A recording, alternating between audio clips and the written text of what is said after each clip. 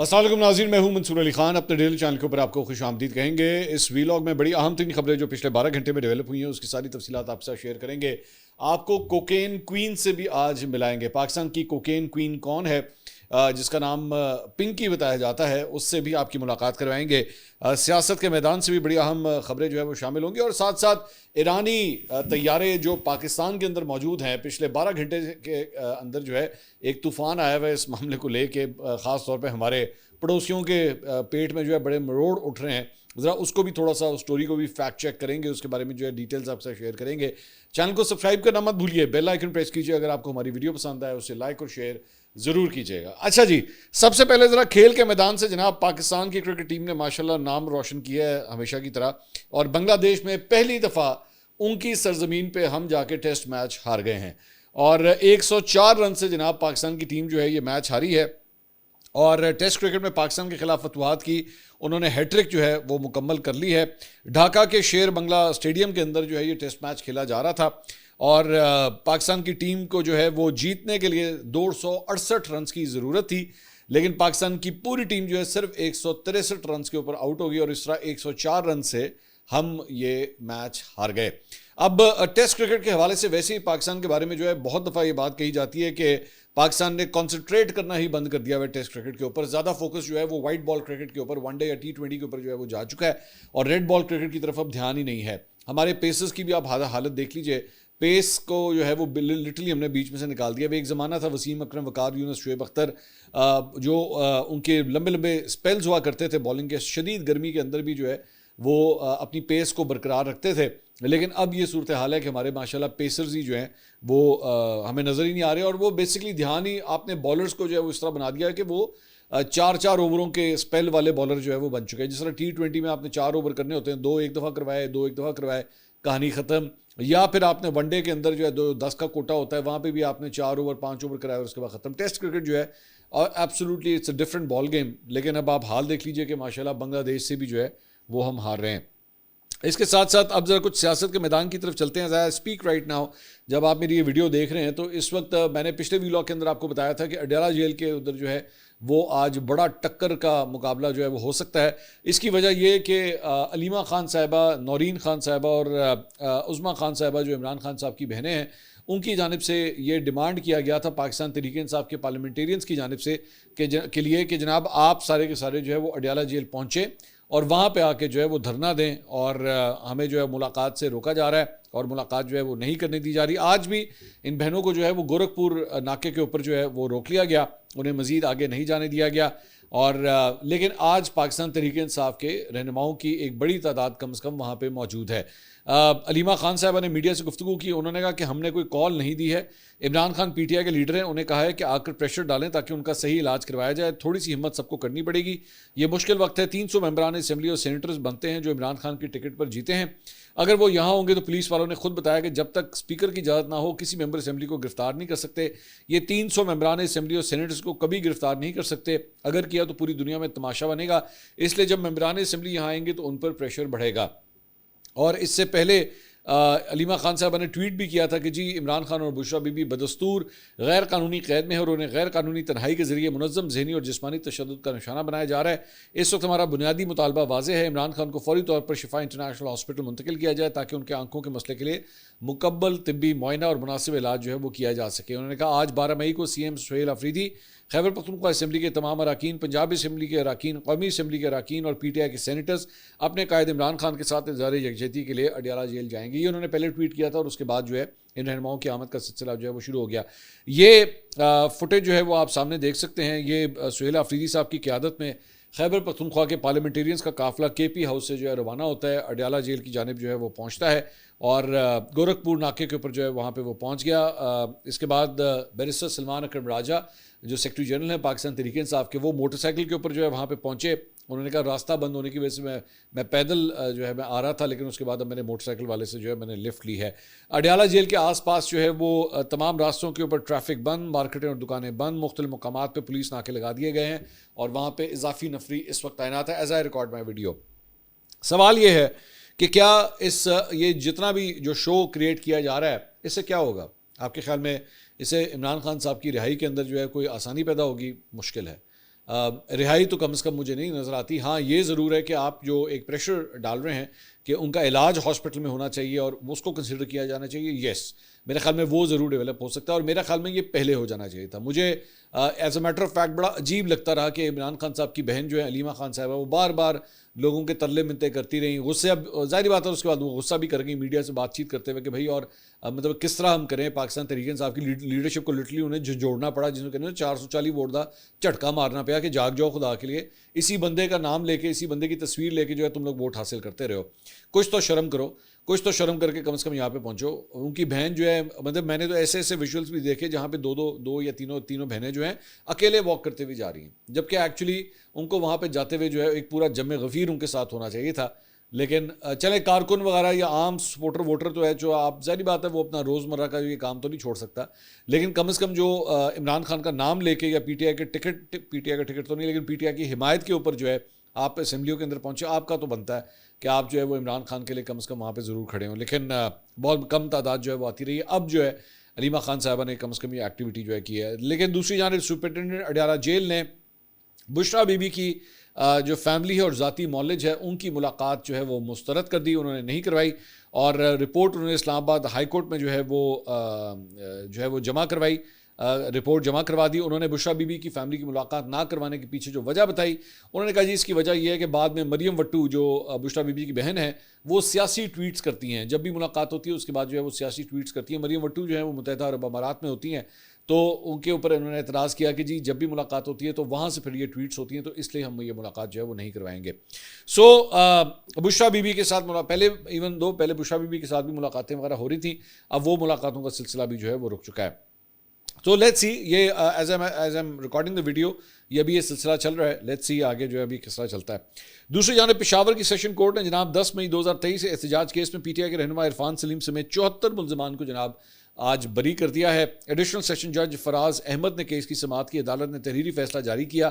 فیصلے میں کہا گیا کہ ملزمان کو ضابطہ فوجداری کی دفعہ 265 کے تحت مقدمے سے بری کیا جاتا ہے. مقدمے میں ملزمان براہ راست نامزد نہیں ہے. تفتیش کے دوران ان کو مقدمے میں نامزد کیا گیا. ملزمان کا کوئی شناختی پریڈ نہیں ہوا. تحریری فیصلے میں کہا گیا کہ ملزمان کے خلاف استغاثہ کا کیس محض زبانی اور غیر ثابت شدہ الزامات پر مبنی ہے. مقدمے میں کوئی چشمدید گواہ نہیں ہے. اس مقدمے میں ٹرائل چلانا وقت کا ضیاع ہے. تو اب جا کے مطلب جو کیس 2023 میں شروع ہوا تھا اس کا فیصلہ 2026 میں اب جا کے جو ہے وہ ختم ہوا ہے. اس کے ساتھ ساتھ خیبر پختونخوا کے ضلع لکی مروت کی تحصیل سرائے نورنگ میں ریلوے پھاٹک کے قریب ایک دھماکہ ہوا. اس دھماکے میں اب تک 9 افراد جو ہیں وہ جاں بحق ہو چکے ہیں. جاں بحق افراد میں 2 پولیس اہلکار بھی شامل ہیں. ہسپتال ذرائع کے مطابق زخمیوں میں خاتون اور بچے بھی شامل ہیں. اس دھماکے میں موٹر سائیکل میں نصب دھماکہ خیز مواد جو ہے وہ استعمال کیا گیا. سیکورٹی فورسز نے علاقے کو گھیرے میں لے کے سرچ آپریشن جو ہے وہ شروع کر دیا ہے. اب یہ ریسنٹ جو ہے وہ ہم نے دیکھا ہے کہ ایک دم دہشت گردی کی ایک لہر جو ہے وہ دوبارہ اب شروع ہو رہی ہے, اور اس کی ٹائمنگ جو ہے بڑی امپورٹنٹ ہے, خاص طور پہ اس وقت جب پاکستان کو ایک بڑا سینٹرل رول جو ہے سارے معاملے کے اندر ملا ہے. اسی موقع کے اوپر جو ہے یہ دہشت گردی کی لہر جو ہے وہ سٹارٹ ہو رہی ہے. اب آپ اس کے تانے بانے جو ہے آپ جانتے ہیں کہ آپ کے پڑوسی ملک کے دونوں پڑوسی, آپ کے لیفٹ اور رائٹ دونوں پڑوسی جو ہیں یہ وہاں سے تانے بانے جو ہے وہ ملتے ہیں.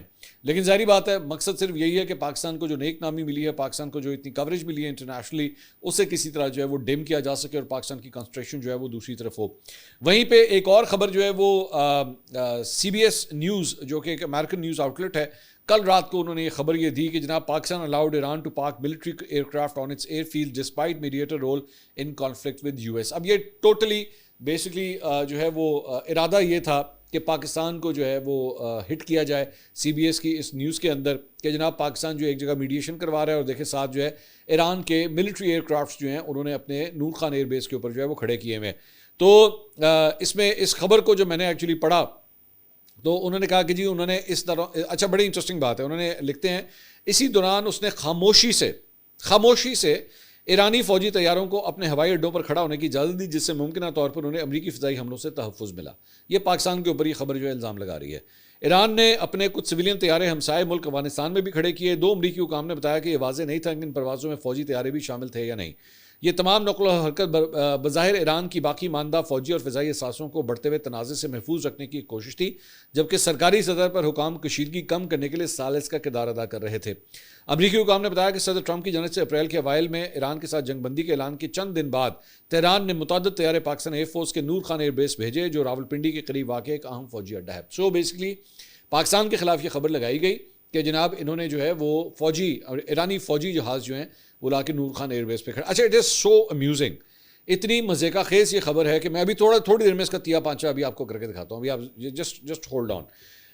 اس کے اوپر اب ذرا جو اسپائرل افیکٹ ہوتا ہے نا، اسپائرل افیکٹ کیا ہوتا ہے؟ اسپائرل افیکٹ ہوتا ہے کہ ایک جگہ سے جو ہے وہ شرلی چھوڑی جاتی ہے اور اس کے بعد اس کو گھمانا شروع کرتے ہیں۔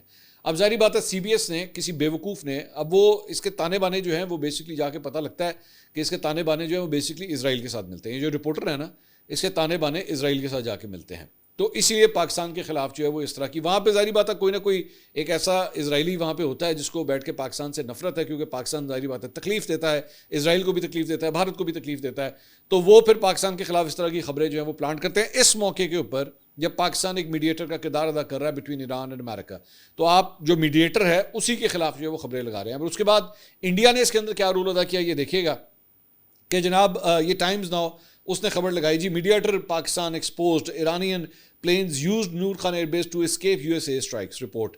اس کے بعد یہ ایک اور خبر، یہ ریپبلک، یہ ارنب گوسوامی کا چینل ہے، اس نے کیا لکھا؟ Iran war shocker, Pakistan admits shielding Iranian military year کرافٹ in Nur Khan did Shehbaz back step Trump. اچھا، یہ بیک اسٹیپ تو ایک منٹ ہی لاندے نا، بیک اسٹیپ کا لفظ ان کو بڑا پسند ہے جی، پیٹ میں چھرا گھونپنا۔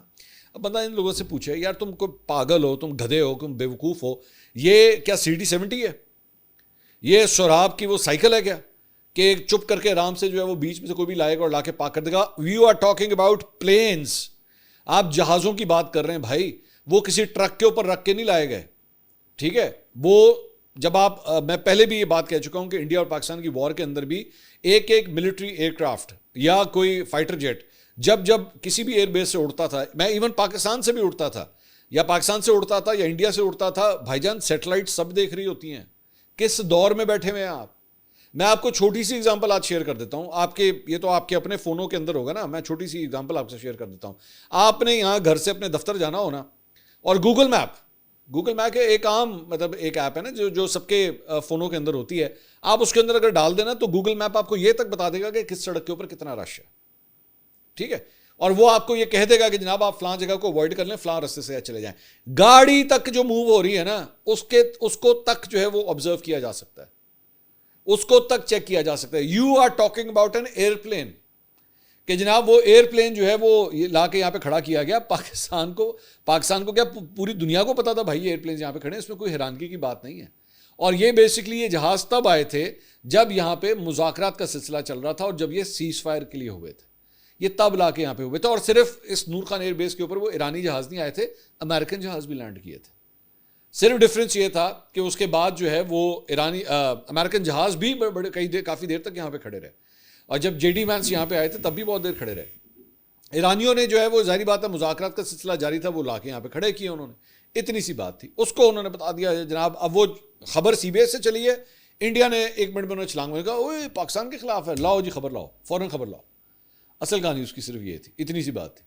تو اس میں وہ کوئی جہاز چھپائے نہیں جا سکتے بھائی، وہ کوئی مطلب چھوٹی سی چابی نہیں ہے، کوئی موبائل فون نہیں ہے کہ آپ نے یوں کر کے بیٹھ کے نیچے جا کے چھپا دیا، وہ پورے جہاز ہیں اور سب کو پتہ ہے، مطلب پوری سیٹلائٹ پہ نظر آ رہا ہوتا ہے۔ آپ جو عام کمرشل فلائٹس ہے وہ تو آپ جا کے ویسی ایپس ملتی ہیں، آپ اس پہ جا کے فلائٹ ٹریکر کے اوپر ڈالیں تو آپ کو ویسے ہی پتہ لگ جاتا ہے کہ وہ کمرشل فلائٹس کس طرح گھوم رہی ہے۔ تو عام جہاز تو ویسے ہی موومنٹ کا سارا پتہ ہوتا ہے آپ کے خیال۔ اچھا، یہ اپنی طرف سے بڑی انہوں نے انڈیا نے جو ہے وہ اس کے اوپر کیا کہ جناب جیسے امریکہ کو تو پتہ ہی نہیں تھا، وہ بھائی ان کو سب پتہ ہے، ان کو ساری موومنٹس کا پتہ ہے۔ آپ کو کس نے کہا نہیں پتہ ہوتا؟ ان کو ویسلز کا تک پتہ ہوتا ہے، جو بحری جہاز ہوتے ہیں ان کا بھی پتہ ہوتا ہے، ہوائی جہاز کا بھی پتہ ہوتا ہے۔ وہاں پہ وہ جو ڈرون اڑتے ہیں وہ تو بیٹھ کے چلتی ہوئی گاڑی کے چلتے ہوئے بندے کو ٹارگٹ کر لیتے ہیں، وہ کس دنیا میں بیٹھے ہوئے ہیں۔ لیکن اصل مقصد جو تھا بیسکلی اس خبر کو پلانٹ کروانا تھا، اصل مقصد یہ تھا کہ ذرا پاکستان کی جو ہے نا وہ بدنامی کی جائے اور پاکستان کو جو ہٹ کیا جائے۔ اور ظاہری بات ہے اس کے تانے بانے جو ہے وہ اسرائیل سے ملتا ہے۔ میں آئی ٹیل یو ریزن، اس کی ریزن کیا ہے، میں اس کی وجہ بھی جو ہے میں آپ کو بتا دیتا ہوں۔ یہ بنجمن نیتنیاہو نے بیسکلی ایک امریکن ٹیلی ویژن کو انٹرویو دیا اور اس نے پاکستان سے اس کو کتنی نفرت ہے یہ اس نے ایکچولی اس کے اندر جو ہے وہ بتایا۔